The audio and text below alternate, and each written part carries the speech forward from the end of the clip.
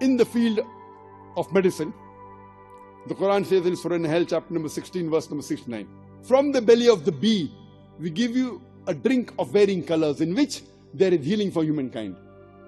We did not know previously that the honey is obtained from the belly of the bee. We came to know hardly 300 years back that the honey we have is from the belly of the bee. And today science tells us that the honey is rich in vitamin K and fructose, and it even has mild antiseptic properties. No wonder the Russian soldiers in World War II, they used honey to cover up their wounds. And when the honey was put, the healing was done with leaving very little scar tissue. And germs and bacteria could not grow in the wound because of the density of honey. And if a person is suffering from the allergy of a particular plant, if honey produced from that plant is given to him, he starts developing resistance to that allergy. In the field of physiology, there's one particular verse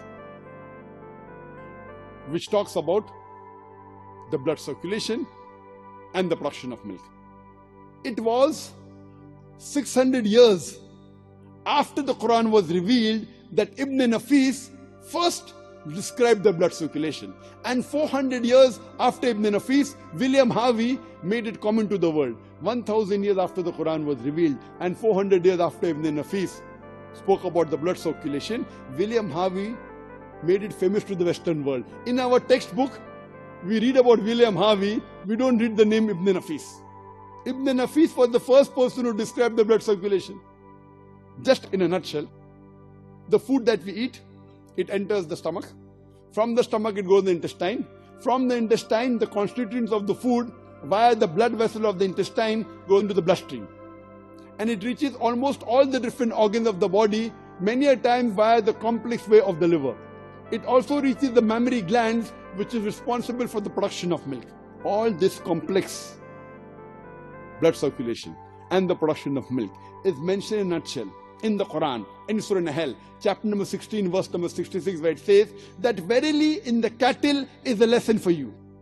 We give you to drink from what is within the body, coming from a constituent of the contents of the intestine and blood, milk which is pure for you to have. Quran repeats the message in Surah Mu'minun, chapter number 23, verse number 21. Verily in the cattle is a sign for you. We give you to drink from what is within the body, milk which is pure for you. And in it are various benefits, and of their meat you can eat. The Quran speaks about the blood circulation and the production of milk in a nutshell, which we came to know recently. Quran mentions 1400 years ago. In the field of embryology, there were a group of Arab students who collected all the verses of the Quran dealing with embryology. Embryology means the study of the development of the human being. Embryo is when a human being is in the womb of the mother. In that stage it's called as an embryo, the early stages. So embryology is the study of the development of a human being. So a group of Arab students collected all the verses of the Quran and the Hadith dealing with embryology and followed the verse of the Quran of Surah An-Nahl, chapter 16, verse 43, and Surah Anbiya, chapter number 21, verse number 7, which says, فَاسْأَلُوا أَهْلِ الذِّكْرِ إِن كُنتُمْ لَا تَعْلَمُونَ. If you don't know, ask the person who's an expert. So they collected all the verses of the Quran and the Hadith and they translated into English and they took it to Professor Keith Moore. This was in the late part of the 1970s. And they took it to Professor Keith Moore, who that time was one of the highest authority in the field of embryology. He was the head of the Department of Anatomy in the University of Toronto in Canada. And when the translation of these verses of the Quran and the Hadith dealing with embryology was shown to him and was asked for his comments, he said that most of the verses of the Quran and the Hadith which speak about embryology are 100% in conformity with what modern science has come to know recently. But there are a couple of verses which I cannot say is correct. Neither can I say it is wrong because I myself don't know about it. Two such verses were the first two verses of the Quran to be revealed. That is from Surah Iqra or Surah Alaq, chapter 96, verse number 1 to 2, which says, Iqra, Bismi Rabbika allazi khalaq. Khalaqal insana min alaq.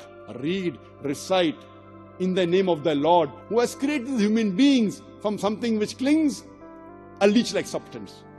So Professor Keith Moore said, I do not know whether the embryo looks like a leech or not. So he went in his laboratory and under a very powerful microscope observed the early stage of an embryo and compared it with a photograph of a leech And he was astonished at the striking resemblance. Later on, when more than 80 questions were asked him about embryology, he said, I would not be able to answer more than 50% if you would have asked me these 30 years back. Because embryology is a new branch of medicine developed recently. This he said in the late 1970s. Now it has developed, and what you're asking me I can answer, because in the last 30 years, that means in early 1950s or late 1940s, we came to know about this. And Quran speaks about them 14 years ago.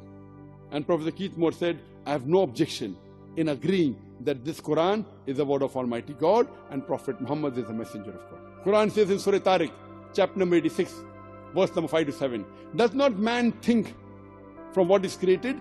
He is created from a drop, emitted from a space between the backbone and the ribs. What does the Quran mean by saying that human beings have been created from a drop, emitted from a space between the backbone and the ribs? Today, after science advance, we have come to know that the genital organs in the human being, in the male, that is the testes, in the female, the ovaries, they initially develop in the embryonic age in a space where the kidney is present between the backbone and the ribs. And later on, it descends down. In the male, it descends via the inguinal canal into the scrotum, and in the female, it descends to the true pelvis. Even after the descent in the adult life, after the child is born, yet they receive the blood supply and the nerve supply from the same space where the kidney is present between the backbone and the 11th and 12th rib. And even the venous return goes back to the same space between the backbone and the 11th and 12th rib.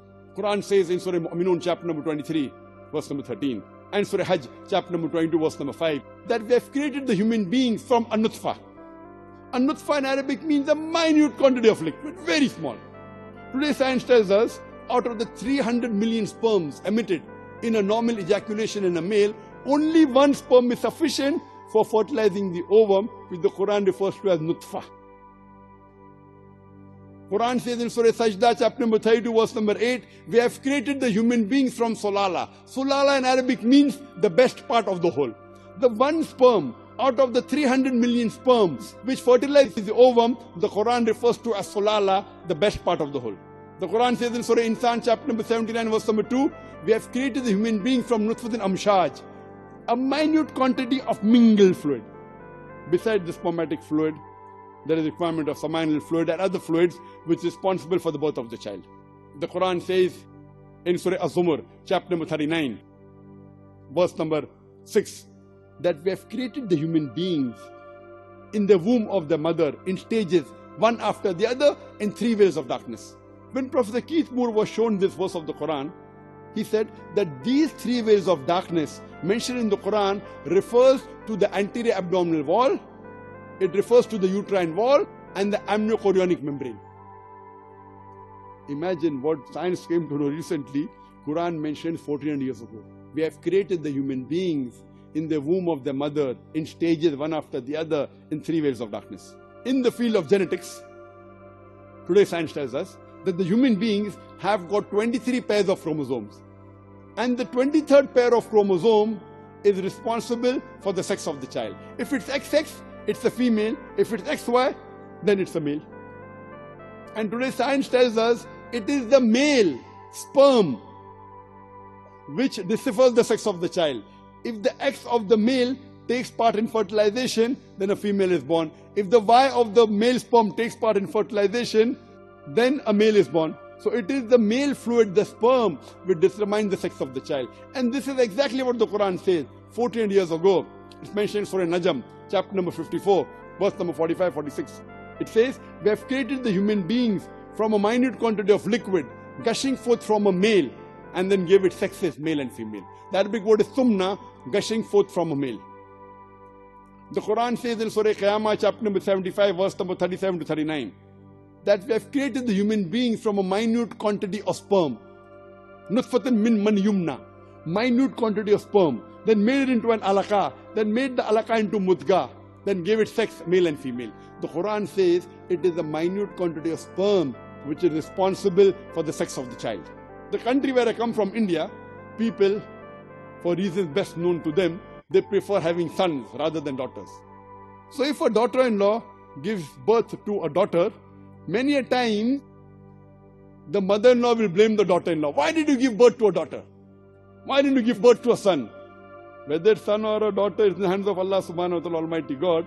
But according to Quran and according to the science, if you have to blame anyone, you have to blame the son, not the daughter-in-law, because the male is responsible for the different sex of the child, not the female. Quran says in Surah Insan, chapter number 76, verse number 2, that we have given the human beings the faculty of hearing and sight.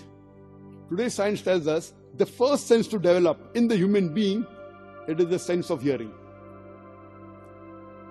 At the 5th month of pregnancy, a child is able to hear. And in the 7th month, the eyes split open. First comes hearing, then comes sight. That's the reason the psychologists tell us that you should not see horror movie when a lady is pregnant. It can damage your child. You should not do wrong things. And that's what the Hadith says, that you have to read the Quran. It helps your child. There was a survey done that newborn children taken from 10 mothers, newborn children. One child belonged to a mother who was a typist. That was 30-40 years back, where there were manual typewriters. And the remaining 9 were from normal mothers. After they were born, and when the typewriter was sounded, 9 children from those 10 were scared. But the child which belonged to a typist, he wasn't scared because he was used to hearing the typewriter in the womb of the mother.